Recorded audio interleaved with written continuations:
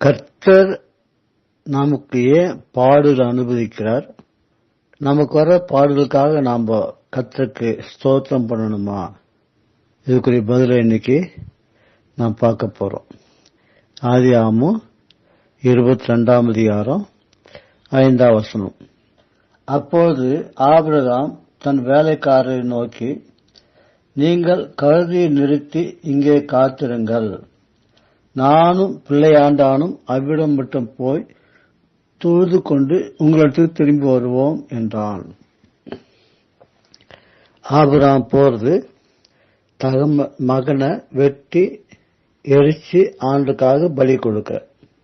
அந்த செயலுக்கு என்ன சொல்றான்? நானும் பிள்ளையாண்டானும் அவ்விடம் மட்டும் போய் தொழுது கொண்டு திரும்பி வருவோம்னு சொல்றான். அப்போ தன் மகனை வெட்டி கொல்லி வச்சு கொளுத்தி எரிச்சு ஆண்டுக்குன்னு பலியா ஒப்பு கொடுக்கிறது, அதான் அவனுக்கு தொழுகைன்னு சொல்றான். கர்த்தரை தொழுது கொள்றன்னு சொல்றான். அப்ப என்ன அர்த்தம்? தொழுது கொள்றது என்ன? கர்த்தர் என்ன சொல்றாரோ அதை அப்படியே செய்யறதா தொழுது கொள்றது. கர்த்தருக்கு கீழ்ப்படுகிறது. என்ன சொன்னாலும் உடனே கீழ்ப்படுகிறது. அது நமக்கு எவ்வளவு கஷ்டம் கொடுக்குனாலும் பரவாயில்ல, கஷ்டமோ நஷ்டமோ பார்க்காம. ஆபிரகாமுக்கு இதோட பெரிய கஷ்டம் எதுவுமே வேற எதுவும் இருக்காது. கர்த்தர் அவனுக்கு தன் சொத்தையெல்லாம் கேட்டா சந்தோஷமா கொடுத்திருப்பான், மனைவி கேட்டாலும் கொடுத்திருப்பான், தண்ணியை கேட்டாலும் கொடுத்திருப்பான். ஆனா 100 வயசுல பெற்ற தன் ஒரே மகன், அதுவும் அவனுக்கு வந்து தனக்கு சந்ததியே வரப்போது எதிர்பார்த்திருக்கிறான். அப்படிப்பட்ட மகனை கொண்டு வெட்டி பலி கொடுத்து வச்சு சாம்பலாக்குனா, அதை விட கடுமையான காரியம் வேறு எதுவுமே ஆண்டவர் ஒரு ஆபிரகாம்கிட்ட கேட்டிருக்க முடியாது. அப்படி ஒரு கடினமான காரியத்தை, பயங்கரமான வேதனை தரக்கூடிய, கஷ்டம் தரக்கூடிய ஒரு காரியத்தை ஆண்டு கேட்கிறார். உடனே கீழ்ப்படிஞ்சு போறான். அந்த செய்கைக்கு தான் கர்த்தரை தொழுது கொள்றதுன்னு சொல்றான், கர்த்தரை ஆராதிக்கிறதுன்னு சொல்றான். அப்போ கர்த்தரை ஆராதிக்கிறது, அவரை தொழுது கொள்வதுன்னா என்ன அர்த்தம்? அவர் சித்தத்தை செய்து முடிக்கிறது. அது அவருக்கு உண்மையான தொழுகை. அவர் என்ன சொன்னாலும் உடனே கீழ்ப்படிஞ்சு அதை விட செய்கிறது தான் அவருக்கு பிரியமான தொழுகை, ஆராதனை. அது எப்படி? இங்க எபிரேயர்ல வாசிக்கும் போது, எபிரேயர் 11ஆம் அதிகாரத்துல, ஏன் ஆபிரகாம், எந்த நம்பிக்கையில ஆபிரகாம் ஈசாக்க பலி கொடுத்தான்றதுக்காக அங்க எபிரேயர் நிருபத்தில் அதுக்குரிய அர்த்தத்தை பார்க்கிறோம். எபிரேயர் 11ஆம் அதிகாரம் 18-19. ஈசாக்கினிடத்தில் உன் சந்ததி விளங்கும் என்று அவனோட சொல்லப்பட்டிருந்ததே, இப்படிப்பட்ட வாக்குத்தத்தங்களை பெற்றவன் மரித்தோரிலிருந்து எழுப்ப தேவன் வல்லவராயிருக்கிறார் என்று எண்ணி தனக்கு ஒரே பேரானவனையே பலியாக ஒப்பு கொடுத்தான். மரித்தோரிலிருந்து அவனை பாவனையாக திரும்பவும் பெற்றுக் கொண்டான். அப்போ ஆபிரகாமுடைய விசுவாசம் என்னவா இருந்தது? ஆண்டவர் கீழ்ப்படிகிற, அவனை வெட்டி எரிச்சு சாம்பல் ஆக்கிறான். ஆனா ஆண்டவர் கண்டிப்பா என் மகன் எனக்கு திருப்பி கொடுப்பார். ஏன்னா இன்னொரு வாக்குறுதி அவர் கொடுத்திருக்கிறது, இவன் மூலமா தான் அவனுக்கு சந்தி உண்டாகும். ஆகார் பெற்ற இஸ்மாயில் மூலமா இல்லைன்னு திட்டமா சொல்லிட்டார். அப்ப கண்டிப்பா இவனை எனக்கு எழுப்பி கொடுத்ததான் ஆகணும். அது இன்னொரு வாக்குறுதியினுடைய விசுவாசம். இந்த விசுவாசம் வந்து கீழ்ப்படுகிறது. கர்த்தர் என்ன சொன்னாலும் கேட்டு கீழ்ப்படுது விசுவாசம். எதுக்காக கீழ்ப்படுகிறது? டெஸ்ட். நீ என்ன அதிகமா நேசிக்கிறியா அல்லது என்னை விட உன் பையனை அதிகமா நேசிக்கிறியா? டெஸ்ட். அது 15 ஏற்கனவே ஆண்டு சொல்லியிருந்தார், நானே உனக்கு மகாபிரி பலனு கேடகமாக சொல்லிட்டு. அப்போ அவனுக்கு அது புரியல. ஆண்டு தன்னையே அவனுக்கு பலனா கொடுக்கிறாரு, அதனுடைய அர்த்தமே அவனுக்கு புரியல. அது என்ன, நீங்க என்ன உங்களுக்கு கொடுக்கறன்னு சொல்றீங்க, எனக்கு வேண்டிய ஒரு குழந்தை, அதை கொடுக்கலையேன்னு கேட்கறான். அப்போ கர்த்தருடைய மகிமை அறியாம, கர்த்தருடைய மதிப்பை அறியாம, எனக்கு ஒரு குழந்தை வேணும், குழந்தை மதிப்பு தான் அதிகமா தெரியுது அவனுக்கு, கொடுக்கன்னு சொன்னீங்களே கொடுக்கலன்னு சொல்லி கேட்கலாம். ஆனா இப்போ கர்த்தரை நல்லா அறிஞ்சிட்டான், அவர் மதிப்பு என்ன, அவருடைய விளையாடப்பட்ட என்பதை அறிந்து கொள்றான். அவருடைய மகிமையை கண்ட பின்னால, அவர் பரிசுத்த பார்த்தோம்னா அவருடைய வல்லமை அவரே அறிஞ்ச பின்னால, இப்ப அவருக்காக நான் எதையும் கொடுக்கறது மனசு வந்துடுது. அவே மகனே பெருசல்ல, மகன் நான் கேட்டா கொடுக்கற சந்தோஷமா கொடுக்கறான். ஏன்? அவர் அதுக்கு பாத்திரமானவர். அவை அந்த விசுவாசத்தோடு கொடுக்கறான். அதே சமயம் இன்னொரு வாக்குறுதியின்படி நான் கொடுத்தாலும் கண்டிப்பா அவர் திரும்ப எனக்கு கொடுப்பார் என்ற விசுவாசத்தோடு தான் கொடுக்கறான்னு பார்க்கிறோம். அதே மாதிரி நமக்கும் நம்ம வாழ்க்கையில எந்த ஒரு கஷ்டத்தை ஆண்டு அனுமதிச்சாலும், ஒரு பாடு அவருக்காக நமக்கு வந்தாலும், அவர் நிமித்தம் வந்தாலும் கண்டிப்பா அதுக்குரிய பலன் நமக்கு உண்டு. 12ஆம் அதிகாரம் எபிரேயர் 12:10 வாசிக்கிறோம். அவர்கள் தங்களுக்கு நலமென்று தோன்றினபடி கொஞ்ச காலம் சிக்ஷித்தார்கள். இவரோ தம்முடைய பரிசுத்தத்துக்கு நாம் பங்குள்ளூர் லாபம் பொருட்டு நம்முடைய பிரயோஜனத்துக்காகவே நம்ம சிக்ஷிக்கிறார். அப்போ நமக்கு ஒரு பாடு ஒரு கஷ்டத்தாண்டு அனுமதிக்கிறார்னா அது என்ன பிரயோஜனமா? கண்டிப்பா அவருடைய பரிசுத்தத்துக்குள்ள நாம போக முடியாக, அவருடைய பரிசுத்தக்குள்ள நம்ம பரிசுத்தம் ஆக முடியாக, நம்ம நன்மைக்காக தான் நம்ம சிக்ஷிக்கிறார். அவரை போல் நம்ம பரிசுத்தம் ஆக்கிறதுக்காக தான் நம்ம சிக்ஷிக்கிறான்னு பார்க்கிறோம். அதான் புலம்பல்ல வாசிக்கிறோம். புலம்பல் 3:13 அங்க எரேமியா சொல்றாரு, கர்த்தர் மனப்பூர்வமாய் மனுப்புத்திரரை தண்டிக்கிறது இல்லைன்னு சொல்லிட்டு, நம்மளை தண்டிக்கிறதுனால சந்தோஷப்படுறதில்ல. அது பிசாசா அந்த மாதிரி மனுஷரை சித்திரவதை பண்ணி சீரழிச்சு வெக்கப்பட வச்சு வேதனைப்பட வச்சு பாடுகளை பயங்கரம் கொடுத்து அணுகுணவா சதிச்சு நரத்தை கொண்டு சேர்க்கிற வரைக்கும் அவளை துன்புறுத்தத்துல சந்தோஷப்படுறோம். பிசாசு தான். ஆண்டு ஒரு நாள் நம்ம பாடுற கஷ்டத்தை பார்த்து சந்தோஷப்படுறதே இல்லை. ஆனா நம்ம சிக்ஷிக்கிறார். ஏன்? அவருடைய பரிசுத்தத்துக்கு நான் பங்கு பெற முடியாது, அவரை போல பரிசுத்தம் ஆக முடியாதான். 1 தெசலோனிக்கேயர் 5ஆம் அதிகாரத்தை வாசிக்கிறோம். பவுல் சொல்றாரு 1 தெசலோனிக்கேயர் 5:18 எல்லாவற்றுக்காகவும் ஸ்தோத்திரம் பண்ணுங்கள், அப்படி செய்வது உங்களுக்கு தேவனுக்கு பிரியமாறு சொல்லிட்டு.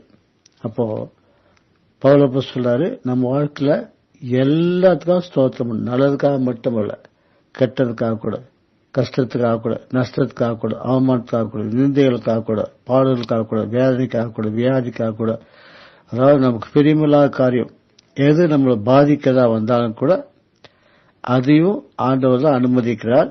கண்டிப்பா நம்ம நன்மைக்காக அனுமதிக்கிறார். ஆகவே நம்ம ஸ்தோத்திரம் தான் பண்ணணும், ஸ்தோத்திரம் பண்ணணும்னு சொல்றார். 2 தெசலோனிக்கேயர் வாசிக்கிறோம். 2 தெசலோனிக்கேயர் 1:4. 2 தெசலோனிக்கேயர் 1ஆம் அதிகாரம் 4-6 வரைக்கும். நீங்கள் சகிக்கிற சகல துன்பங்களிலும் உபத்திரவங்களிலும் பொறுமையையும் விசுவாசத்தையும் காண்பிக்கிற நிமித்தம் உங்களை குறித்து நாங்கள் தேவனுடைய சபையில் மேன்மை பாராட்டுகிறோம். அவங்க படுற சக துன்பங்களுக்காக அல்ல, உபத்திரவங்களுக்காக அல்ல மேன்மை பாராட்டுறது, அதை பற்றி சந்தோஷப்படுறதில்ல. தன்னுடைய விசுவாசியை கஷ்டப்படுறத பார்த்து அதை சந்தோஷப்படுறதில்ல. மாறாக அந்த துன்பங்களையும் உபத்திரவங்களையும் பொறுமையும் விசுவாசத்தை காண்பிக்க நிமித்தம் அந்த துன்பங்கள் மூலமா பொறுமையை கத்துக்கிறாங்க, விசுவாசத்திலையும் வளர்றாங்க. அது நிமித்தம் அவங்க அதுல மேன்மை பாராட்ட சொல்றாரு. நீங்கள் தேவனுடைய ராஜ்யத்து நிமித்தம் பாடு அனுபவிக்கிறதா இருக்க அந்த ராஜ்யத்துக்கு நீங்கள் பாத்திரர் என்று எண்ணப்படும்படிக்கு தேவன் நியாயமான தீர்ப்பு செய்கிறவர் என்பதற்கு அதுவே அத்தாட்சியா இருக்குது.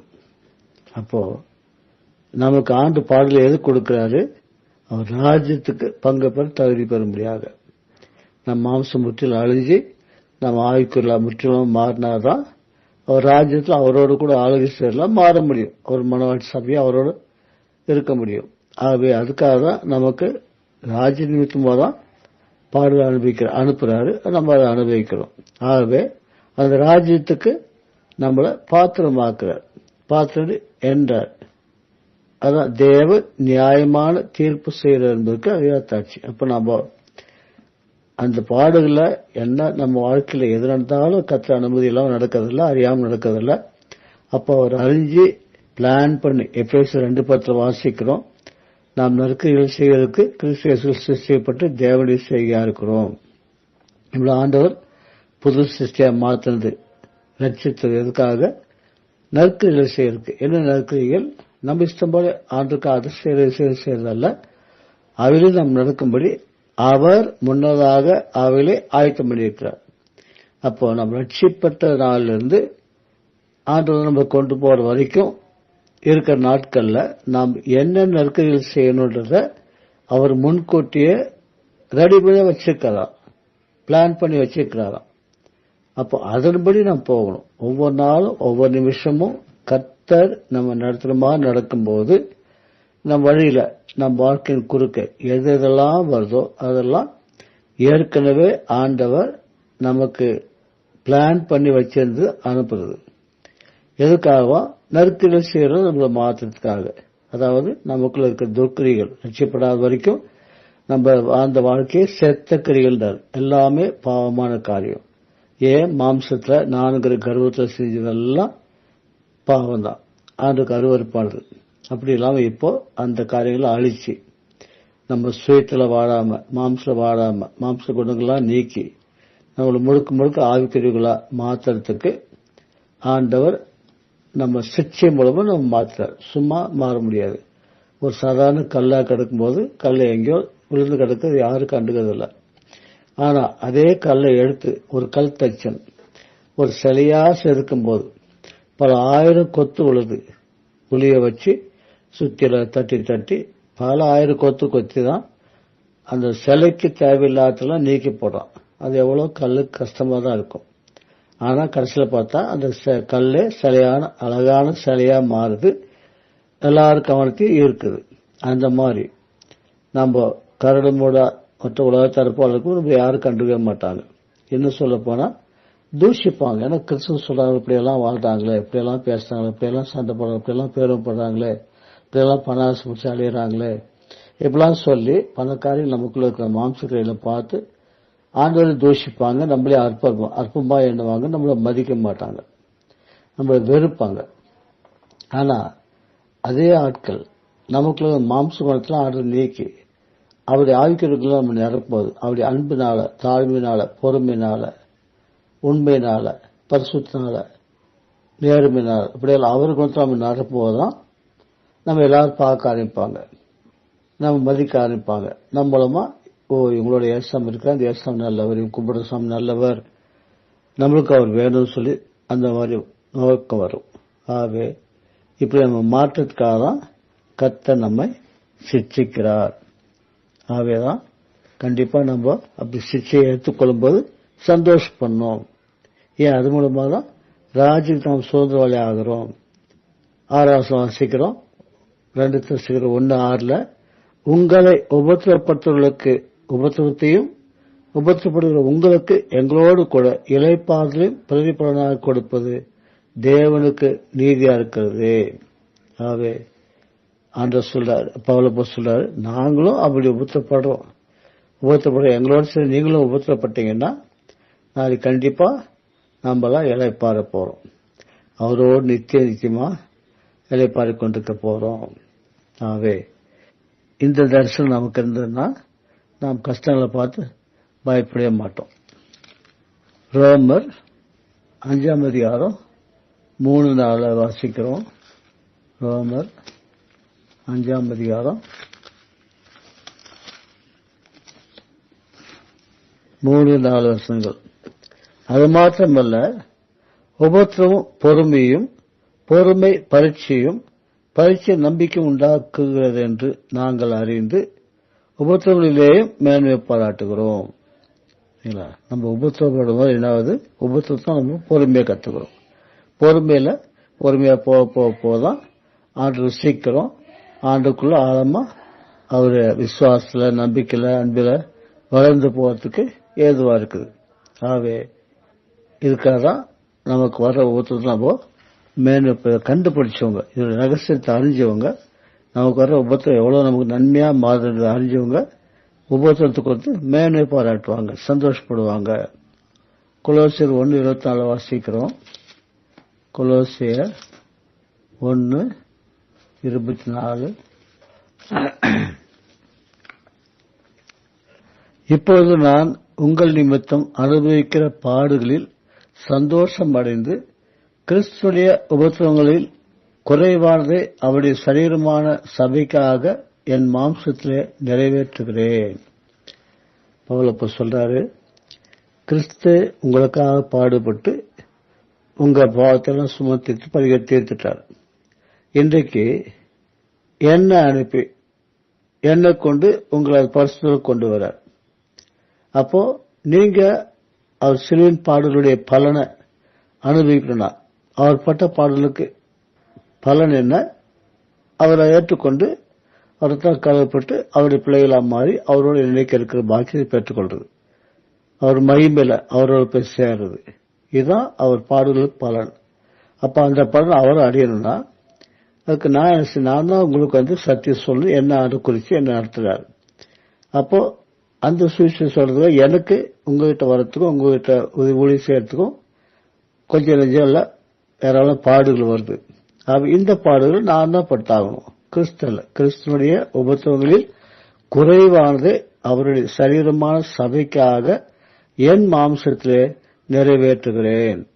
அப்போ ஆண்டவர் அறியாதவங்களுக்கு போய் அந்த சிலுவின் அன்பை சொல்லி அவங்கள அன்புக்குள் கொண்டு வரணும்னா அது சாதாரண காரியம் இல்ல. சாத்தான விரோதமா இருக்கிறான். அதனால பல போராட்டம் வரதான் செய்யும், பல பிரச்சனை வரதான் செய்யும்.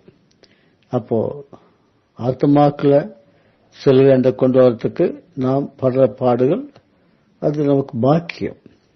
அந்த பாடு இல்லைன்னா அந்த ஆத்மாவை நம்ம பார்க்க முடியாது.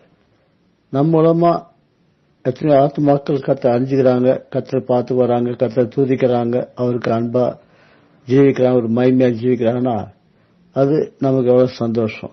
நம்ம ஆண்டவர் உண்மையா நேசிப்போம்னா நம்முடைய தாகம் தான் இருக்கும். எல்லாரும் ஆண்டவரை நேசிக்கணும். நம்மளை போல ஆண்டவரை எல்லாரும் நேசிக்கணும், எல்லாருக்கும் மகிமையா ஜீவிக்கணும். அதுக்காக நாம் போய் அவங்களுக்கு சொல்லி அவங்களை கத்துக்குள் கொண்டு வரணும் சொல்லி அவங்களுக்காக ஜெபிக்கிறது, அவங்களுக்காக பாடுபடுறது, உழைக்கிறது. இது எவ்வளவு கஷ்டத்தை கொடுத்தாலும் அதுக்காக என்ன அடி உத என்ன பிரச்சனை வந்தாலும் அதை நம்ம சந்தோஷப்படுறோம். ஆகவே ஊழியத்தில் வர்ற பாடுகளுக்கு பாடுகள் அத்தியாவசியம் வந்து தீரும். அதுல சந்தோஷப்படுறதுக்கான காரணத்தை இங்க சொல்றார். 1 பேர் 4ஆம் அதிகாரத்தில் வாசிக்கிறோம். 1 பேர் 4, 1-2 இன்னொரு காரணம் பாடுபடுறதுக்கு. இப்படி இருக்க கிறிஸ்து நமக்காக மாம்சத்தில் பாடுபட்டபடியால் நீங்களும் அப்படிப்பட்ட சிந்தையை ஆயுதமாக தடுத்துக் கொள்ளுங்க. நமக்காக ஆண்டு பாடுபட்டார், இன்னைக்கு நம்ம சுகம் அனுபவிக்கிறோம். அது பாடுபடாம தான் இன்னைக்கு நாம் அந்த பாடல் பிசாசனை நொறுக்குதலே போய் நித்திய நரகத்தில் போய் வேதனைப்பட வேண்டியதா இருக்கும். ஆனா நாம் பாடுபடக்கூடாதுன்னு சொல்லி அவர் நமக்காக பாடுபட்டு அந்த மீட்பு மீட்டு கொடுத்தார். அப்ப நாம என்ன செய்யணும்? அப்படிப்பட்ட சிந்தையை நீங்களும் ஆயுதமாக தடுத்து கொண்டார். அந்த ஆயுதமா ஏன் சாத்தான விரோதமா இருக்கான், நம்மளை விட மாட்டான் லேசில். அதனால அவன் நம்மளை கெடுத்து நடத்து கொண்டு போகாதபடிக்கு பாடுறதான் நமக்கு ஆயுதமா தடுத்துக்கொள்ளணும். என்ன அர்த்தம்? 2வது சொல்றாரு, ஏனென்றால் மாம்சத்தில் பாடுபடுகிறவன் இனி மாம்சத்தின் காலம் வரைக்கும் மனுஷனுடைய இச்சலின்படி பிழைக்காமல் தேவனுடைய சித்தின்படியே பிழைக்கத்தக்கதாக பாவங்களை விட்டு ஓய்ந்திருப்பான். இந்த சிச்சைகள் பாடுகள் நமக்கு வர்றதுனால என்ன ஆகுது? நாம் மனுஷன் இச்சலின்படி இனியும் போக மாட்டோம், நம் மாம்சம் இருக்கிற போக மாட்டோம். உலகத்தில் இருக்கிற மாம்ச இச்சைகளுக்கோ பணம் காசு ஆசைக்கோ பேர் பெருமைக்கோ நாம் இழுக்கப்பட்டு சாத்தானால வஞ்சிக்கப்பட்டு போக மாட்டோம். மாம்ச பாடுபடுறவங்க தாழ்மையா கர்த்தர் சித்தத்தையே செய்யறதுக்காக ஜாக்கிரதையா இருப்போம். அப்போ பாவங்களை விட்டு விலகி இருப்போம். ஆகவே நமக்கு பாடுகள் வர்றது இந்த நன்மைக்காக, நான் பாவத்தில் போகாதபடி, பாவத்தில் அழிஞ்சு போகாதபடி, நம்ம அனுப்போட புகழப்பு கெட்டு போகாதபடிக்கு நம்ம கர்த்தரையே நெருங்கி சேர்ந்து வாழ செய்கிறது. அதுக்காகவும் நமக்கு ஆண்டவர் பாடுகளை அனுமதிக்கிறான்னு பார்க்கிறோம். அதிலே 1 பேரு 4ஆம் அதிகாரம் 19ஆம் வசனம் வாசிக்கிறோம். 4:19 ஆகையால் தேவனுடைய சித்தத்தின்படி பாடு அனுபவிக்கிறவர்கள் நன்மை செய்கிறவர்களாய் தங்கள் ஆத்துமாக்களை உண்மையுள்ள சிருஷ்டிகர்த்தாவாகிய அவருக்கு ஒப்புக்கொடுக்கிறவர்கள். அப்போ நாமளா போய் பின்ன பேர் சொல்றாரு, நாமளா போய் திருடியோ சண்டை போட்டோ அன்னிக்கால் தலையிட்டோ நம்மளா வம்ப வர வச்சுக்கிட்டா அது ஒன்றும் பிரயோஜனம் இல்லை. அது நம்ம காப்பாடுற பாடுகள் இல்லை, நம்மளா மாம்சல போய் வர வச்சுக்கிற பாடுகள். அதனால ஒரு லாபம் இல்லை. ஆனா தேவன் சித்தப்படி பாட ஆரம்பிக்கிறோம். ஏற்கனவே சொன்ன மாதிரி இப்ப 2 சொன்ன மாதிரி கர்த்தர் அனாதி காலம் தொட்டு நமக்கு இந்த கஷ்டத்தை, இன்னைக்கு வர்ற இந்த கஷ்டத்தை அவர் பிளான் பண்ணி அவர் சித்தப்படி நமக்கு அனுமதிக்கிறான்னு சொன்னா அதை நம்ம ஏற்று அந்த பாடல் நம்ம அனுபவிக்கும் போது நாம் நன்மை செய்கிறோம். நஷ்டப்படுறதா இருக்கலாம், கஷ்டப்படுறதா இருக்கலாம், அவமானப்படுறதா இருக்கலாம், நிந்திக்கப்படுறதா இருக்கலாம், அடி உத வாங்குறதா இருக்கலாம். ஆனா அதெல்லாம் நம்ம நன்மை செய்யறோம்ன்றார். அப்ப என்ன செய்யணும்? தங்கள் ஆத்துமாக்களை உண்மையுள்ள சிருஷ்டிகர்த்தாவாகிய அவருக்கு ஒப்பு கொடுக்கிறவர்கள். அவர் கையில ஆபிரகாம் ஒப்புக்கொடுத்தோம், பூர்ணம் ஒப்புக்கொடுத்தணும். அவர் நமக்கு நன்மையா தான் செய்வார். ஒரு நாள் நமக்கு தீமை செய்தவனே அல்ல. ஆகவே இப்போ ஒருவேளை நமக்கு விளங்காம இருக்கலாம், ஏன் இந்த கஷ்டம் எனக்கு ஆண்டு அனுமதிக்கிறேன்னு சொல்லி. நமக்கு புரியுதோ இல்லையோ, கர்த்தர் நல்லவர், நம்முடைய சிருஷ்டி கர்த்தா, நம்முடைய சிருஷ்டித்தவர், அதனால நம்ம இருக்கிறோம். அப்ப சிருஷ்டித்தவர் உண்மையுள்ளவர், நமக்கு சிருஷ்டிப்புக்கு நல்லதே செய்கிறவர். அதனால நாம் தைரியமா என்ன கஷ்டம் வந்தாலும் யோசிக்காம தயங்காம அவர் சித்தத்துக்கு ஒப்பு கொடுக்கணும்னு சொல்ற. 2 கொரிந்தியர் 1:5 வாசிக்கிறோம். 2 கொரிந்தியர் 1:5 எப்படியெனில் கிறிஸ்துடைய பாடுகள் எங்களிடத்தில் பெருகிறது போல கிறிஸ்துனாலே எங்களுக்கு ஆறுதலும் பெருகுகிறது. பாருங்க, அப்போ பாடுகள்ல ஆண்டவர் நம்மள உட்கார்ந்து அழுதியத்துக்கு விடுறதில்லை, உட்கார்ந்து கவலைப்பட்டுக்கு விடுறதில்லை. மாறாக பாடுகள்ல கர்த்தருடைய கருத்தை பார்த்தோம்னா, கர்த்தரை சேர்த்து ஒப்போட்டோம்னா, கர்த்தர் நமக்கு கிருபை கொடுத்து பலம் கொடுத்து தாங்கி நமக்கு விடுதலை கொடுக்கிறார், தைரியம் கொடுக்கிறார், ஜெயம் கொடுக்கிறார். அப்ப நமக்கு என்ன ஆகுது? ஆறுதல் பெருகுது. கர்த்தர் நல்லவர், என்ன கைவிடல, ஜெபமான ஜெபத்தை கேட்டார், உதவி செஞ்சார், என்ன இந்த கஷ்டம் விடுவிச்சார் அப்படின்னு சொல்லி நாம் கஷ்டத்தோடே போனாலும் அங்கே நமக்கு தைரியம் கொடுக்கிறார். அதை ஏற்றுக்கொள்ள தாங்க சக்தி என் கிருபனு போதுன்றார். பெருமித்த பலம் பூர்ண விளங்குன்னு சொல்றார். ஒருவேளை பவுலப்போஸ்தலனுக்கு கொடுத்த பாடு வேதனையே எடுக்கவே இல்லையா, எடுத்து போட சொல்லி கேட்கறான். 3 முறை ஜெபம் பண்ணா, இல்ல நான் எடுக்க மாட்டேன் அப்படின்ட்டு. ஆனா என்ன சொல்லிட்டாரு? நான் எனக்கு கிருபை கொடுக்கறேன், அது தாங்கறதுக்கு சக்தி கொடுக்கன்ட்டார். அதனால பவுலப்போஸ்தலன் என்ன ஒரு அனுபவத்தில் வந்தாரு? நான் எப்போது பலவீனமா இருக்கணும் அப்பொழுதே பலம் உள்ளவனா இருக்கிறேன். பலவீனத்துல ஆண்டவருடைய பலத்தை ருசிக்கிற அனுபவம். கர்த்தருடைய வல்லமை என்பது தங்குதுன்னு சொல்றான். அந்த அனுபவம், கர்த்தருடைய வல்லமை பார்க்கிற அனுபவம், கர்த்தருடைய கருத்தை பார்க்கிற அனுபவம், கர்த்தர் கூட உணர்ற அனுபவம், கர்த்தர் சத்த கேட்கிற அனுபவம், கர்த்தர் நம்ம பலப்பட்டு தாங்குற அனுபவம். இப்படி கர்த்தரோட நெருங்கி சேரத்துக்கு, அவர் அன்புல விசுவாச நம்பிக்கையில வளர்றதுக்கு அது ஒரு சந்தர்ப்பமா இருக்குது. ஆகவேதான் பவுலப்போஸ்தலன் சொல்றாரு, அதை நம்ம ஏற்றுக்கணும்னு சொல்லிட்டு. அது 2 கொரிந்தியர் 7 வாசிக்கிறோம். 7 4-7 வரைக்கும். மிகுந்த தைரியத்தோட உங்களுடனே பேசுகிறேன், உங்களை குறித்து மிகவும் மேன்மை பாராட்டுகிறேன், ஆதலால் நிறைந்திருக்கிறேன். எங்களுக்கு உண்டான சகல உபத்திரங்களிலேயும் பரிபூர்ண சந்தோஷமா இருக்கிறேன். பாருங்க, கொரிந்து சபையாருக்காக என்னெல்லாம் பவுலப்போஸ்தலன் பாடுபட்டானோ அதனால பரிபூர்ண சந்தோஷமா இருக்கின்றார். காரணம் எப்படி என்றால், நாங்கள் மக்கதோனியா நாட்டிலே வந்த போது எங்கள் சரீரத்துக்கு இளைப்பாறுதல் ஒன்றுமில்லாமல் எப்பக்கத்திலும் உபத்திரப்பட்டோம். புறம்பே போராட்டங்களும் உள்ளே பயங்களும் இருந்தன. ஆகிலும் சிறுமைப்பட்டவர்களுக்கு ஆறுதல் செய்கிற தேவன் தீர்த்து வந்ததினாலே எங்களுக்கு ஆறுதல் செய்தார். அவன் வந்ததினாலே மாத்திரமல்ல, உங்கள் வாஞ்சையையும் உங்கள் துக்கிப்பையும் என்னை பற்றி உங்களுக்கு உண்டான பக்தி வைராக்கியத்தையும் அவன் கண்டு உங்களால் அடைந்த ஆறுதலை தெரியப்படுத்தினாலும் நானும் ஆறுதல் அடைந்து அதிகமாய் சந்தோஷப்பட்டேன். பவுல் அப்போஸ்தலர் அந்த சபையாருக்கு பட்ட பாடுதலை குறித்து, அந்த சபையார் ரொம்ப வேதனைப்பட்டாங்களாம், துக்கப்பட்டாங்களாம். அப்போ அவங்க, நீங்க என் பலனால, என் ஊழியத்தினால கத்துக்குள்ள வந்து இந்த பாடுகள்ல என் மேல பக்தி வைராக்கியமா இருக்கிறத பார்த்து உங்களுக்குள்ள ஆண்டு செய்த இந்த கிரியைகளுக்காக நான் சந்தோஷப்படுறேன். ஆகவே என் பாடுகளை பற்றி நான் இப்போ கவலைப்படுறதில்லை. இப்படி யாரெல்லாம் கஷ்டப்பட்டேன்னு சொல்லி நினைக்கும் போது வேதனை இல்லை, சந்தோஷம் எனக்கு வருது. ஏன்? அந்த பலனை பார்க்கும்போது. அதனால ஆத்ம ஆதாயத்தை பார்க்கும்போது எனக்கு சந்தோஷம் வருது சொல்றாரு. அப்படியே 2 Corinthians 12ஆம் அதிகாரத்தை வாசிக்கிறோம். 12ஆம் அதிகாரம் 15ஆம் வசனம். அதனால் நான் உங்களில் எவ்வளவு அதிகமாய் அன்பு கூறுகிறேனோ அவ்வளவு குறைவாய் உங்களால் அன்பு கூறப்பட்டிருந்தாலும் மிகவும் சந்தோஷமாய் நான் உங்கள் ஆத்மாக்களுக்காக செலவு பண்ணப்படவும் விரும்புகிறேன். இது இன்னொரு படி அதிகமாக போகுது. தான் எவ்வளவு பாடுபட்டு உபத்திரத்தோட போய் ஆத்மாக்களுக்காக வளர்ச்சி சத்திய சொல்லி அவங்களை லட்சமில் கொண்டு வந்ததா, போராடி ஜெபித்து. ஆனா அவங்களால அன்பு கூறப்படல. எவ்வளவுக்கு அவங்களை அதிகமா நேசிக்கிறான், அவளுக்கு அதிகமா அவளுக்கு குறைவா அவங்க நேசித்தாங்க.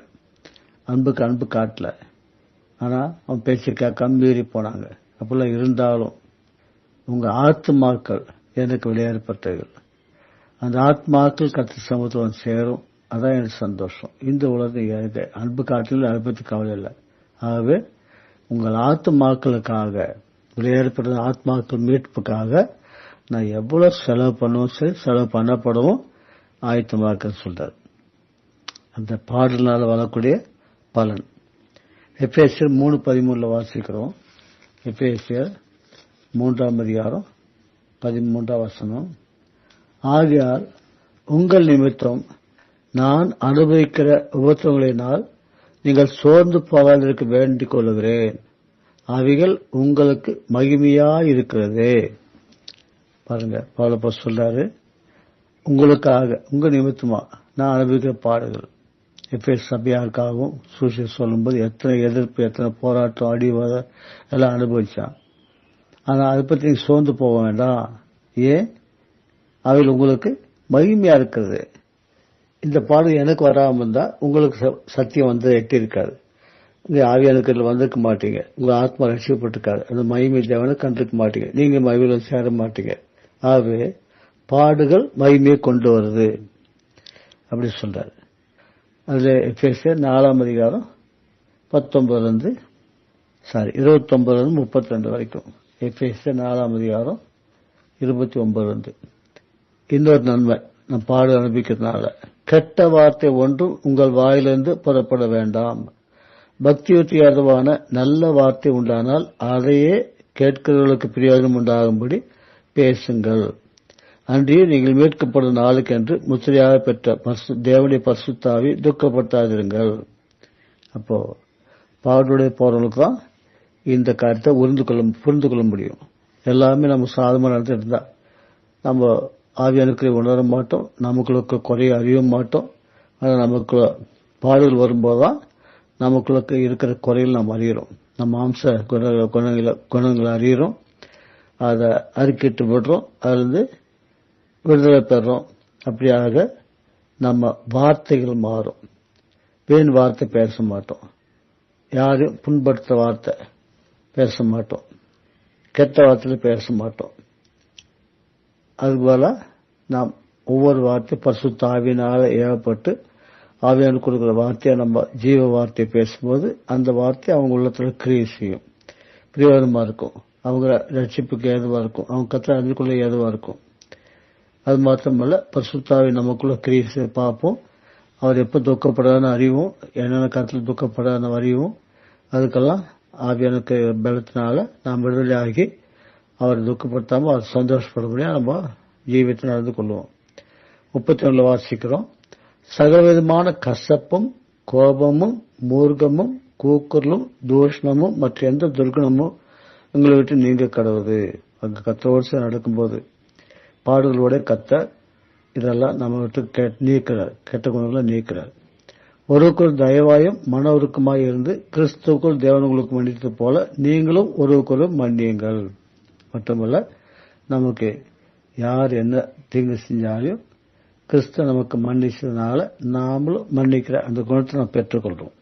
ஆகவே நமக்கு பாடுகள் இருந்து ரொம்ப அசுவமான காரியம். கடைசியா ஒரு வசனம் மத்தேயு 19 வாசிக்கும் போது 26 வசனத்துல அந்த பணக்கார வாலிபன் அவனுக்கு இன்னும் பக்தி தடையணும், மோட்சம் பெற்றாரணும் நல்ல ஆசை இருக்குது. ஆனா நீ பூர்ண சர்க்குணா இருக்க விரும்பினால் உனக்குள்ளதெல்லாம் விற்று ஏழைகள் கொடுத்துட்டு என் பின்னால வா அப்படின்னு சொல்றாரு. அது முடியல. ஏன்?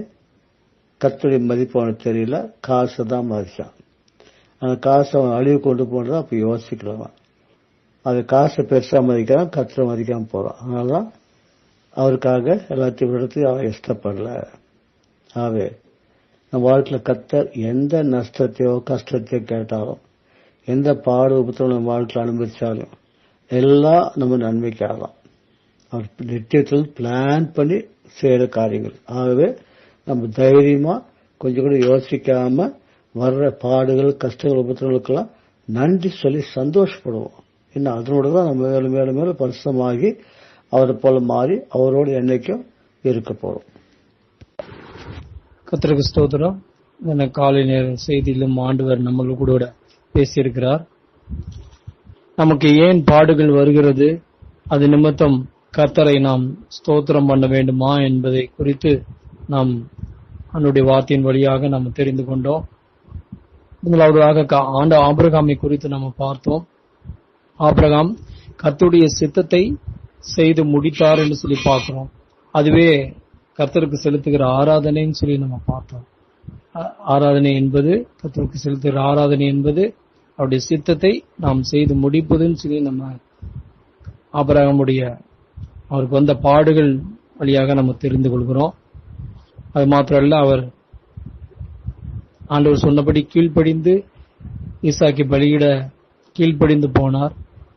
அப்பொழுது திரும்பவும் ஆண்டவர் ஈசாக்கை உயிரோடு கூட அவரோட இடத்துல திருப்பி கொடுத்தார்னு சொல்லி பார்க்கணும். அது போல நமக்கும் பாடுகள் வரும்பொழுது அதுக்குரிய பலன் நமக்கு கிடைக்கிறதுன்னு சொல்லி நம்ம முதலாவது காரியமா நம்ம பார்க்கிறோம். இரண்டாவதாக, ஆண்டவர் தன்னை போல நாம் பரிசுத்தமாகும்படி நம்முடைய பரிசுத்தத்துக்காக நம்மை சிட்சிக்கிறார்னு சொல்லி நம்ம எபிரேயர்ல பார்த்தோம். நம்முடைய பிரயோஜனத்துக்காகவே நம்மை அவர் சிட்சிக்கிறார். நாம் அவரை போல பரிசுத்தமாக வேண்டும் என்பதற்காகவே நமக்கு பாடுகளை தருகிறான்னு சொல்லி நம்ம பார்த்தோம். மனப்பூர்வமாய் அவர் நம்மை சிட்சிக்கிற தேவன் அல்ல. அடுத்ததாக நாம் பார்க்கும் பொழுது, நாம் பாடுகள் வந்தாலும் நன்மையான காரியங்கள் வந்தாலும் எல்லாவற்றிலும் நாம் கர்த்தரை ஸ்தோத்திரம் பண்ணணும்னு சொல்லி நாம் பார்க்கிறோம். பாடுகள் மூலமா நமக்கு பொறுமையும் விசுவாசமும் வருகிறது. விசுவாசமும் நமக்கு இன்னும் அதிகமாகிறது, பெருகிறதுன்னு சொல்லி நம்ம பார்த்தோம். தெசலோனிக்க சபையில பாடுகள் மூலமா அவர்களுக்கு பொறுமையும் விசுவாசமும் மற்ற மக்கள் மத்தியில் சாட்சியாக இருந்தாங்கன்னு சொல்லி நம்ம பார்த்தோம். பாடுகள் வாழ்க்கையில பொறுமையை கொடுக்கிறது, விசுவாசத்தை கொடுக்கறதுன்னு சொல்லி நம்ம பார்த்தோம். அது மாத்திரம் இல்ல, பாடுகள் நமக்கு பரலோக ராஜ்யத்திற்கு நம்மளை தகுதிப்படுத்துவதற்காக நமக்கு கொடுக்கப்படுகிறதுன்னு சொல்லி நம்ம பார்த்தோம். ஏன்னு சொன்னா, ரட்சிக்கப்படுவதற்கு முன்பாக நம்மளுடைய வாழ்க்கை மாம்சத்திற்குரிய வாழ்க்கை, முற்றுமா நம்ம எல்லா காரியத்தையும் மாம்சத்துல நம்ம செய்து வந்தோம். ஏன்னு சொன்னா, அப்போது ஆண்டவர் நம்மோடு கூட இல்லை, ஆண்டவருடைய அன்பு இல்லை, ஆண்டவர் யாருன்னு தெரியாம நம்ம இஷ்டம் போல நம்ம சுயத்துல செய்யறோம். அதெல்லாம் மாம்சத்துக்குரிய காரியங்கள்.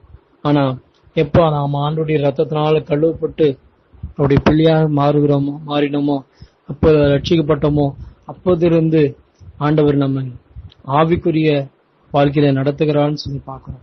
அப்படி ஆவிக்குரிய வழியில் நடத்தும் பொழுது ஒவ்வொரு நாளும் ஒவ்வொரு காரியத்திலையும் நம்ம பாடுகளுக்கு உட்படுத்தி நமக்குள்ள இருக்கிற அந்த மாம்ச கிரியைகளை வெளிக்கொண்டு வருகிறார் சொல்லி பார்க்கிறோம் என்று பார்த்தோம். ஆவிக்குரியவர்களா நம்ம மாற்றுவதற்காக பாடுகள் நமக்கு வருகிறதுன்னு சொல்லி நம்ம பார்க்கிறோம். இந்த உபத்திரவங்களை நம்ம என்ன செய்யணும்? மேன்மை பாராட்ட வேணும்னு சொல்லி நம்ம பார்த்தோம். கொலோசியர்ல பாடுகளிலே பவுல் சந்தோஷப்பட்டார்னு சொல்லி பார்க்கிறோம். கிறிஸ்துவின் சபைக்காக, அவருடைய சபைக்காக தன்னுடைய சரீரத்தில மாம்சத்தில குறைவானதை நிறைவேற்றினார் என்று சொல்லி பார்க்கிறோம். அதே போல நாமளும் பாடுகளை நம்முடைய சரீரத்தின் மூலமாக நம்ம ஆண்டவருடைய சரீரமாக சபைக்காக நாம் கொடுக்க வேண்டும். பாடுகள் நம்முடைய சரீரத்தில் சில பாடுகள் இருந்தாலும் கர்த்தருடைய சபைக்காக நம்ம அனுபவிக்கிறவர்களா இருக்கணும் என்று சொல்லி பார்த்தோம்.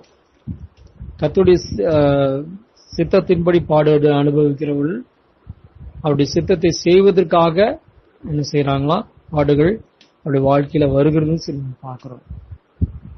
பாடுகளிலே நமக்கு ஆறுதல்கள், பாடுகள் இருந்தாலும் நமக்கு ஆறுதல்கள் உண்டாகிறதுன்னு சொல்லி பார்த்தோம். அது இந்த பாடுகள் மத்தியில நம்ம இருக்கும் பொழுது அந்த பாடுகளை குறித்து முறுமுறுப்போ மற்ற மக்களுக்கு முன்பாக நம்ம வார்த்தைகளை கவனமா நம்ம பேசுகிறவர்களா இருக்கணும். கெட்ட வார்த்தைகள் வாழ்க்கை வாயிலிருந்து புறப்படக்கூடாதுன்னு சொல்லி நம்ம பிரயோஜனப்படுத்துகிற வார்த்தைகளே நம்ம பேசணும். நம்ம முழுக்க முழுக்க ஆண்டுடைய கரத்துல ஒப்பு கொடுத்து நம்ம இருக்கணும்னு சொல்லி நம்ம பார்த்தோம்.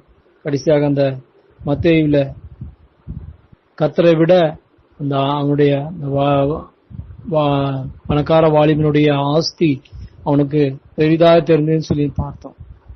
நாம பாடுகள் வரும் பொழுது அந்த பாடுகளை கொடுத்த நம்ம ஆண்டவர் இந்த பாடுகள் நமக்கு பெரிதா இல்லாம கர்த்தர் தான் நமக்கு பெரிது என்பதை அறிந்து இந்த பாடுகளை எல்லாம்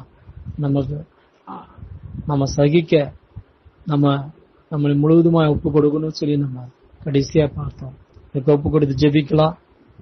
எங்களை அன்புள்ள பரம தகப்பனே, நன்றியோடு ஸ்தோத்திரம் பண்ணுகிறோம், துதிக்கிறோம். அப்பா ஆண்டவரே, நாங்கள் பாடுகள் எங்கள் வாழ்க்கையில ஏன் வருகிறது, அதுக்காக நாங்கள் ஸ்தோத்திரம் பண்ண வேண்டுமா என்பது குறித்ததான சத்தியத்தை விளங்கிக் கொண்ட கிருபைக்காக உமக்கு நன்றி செலுத்துகிறோம்.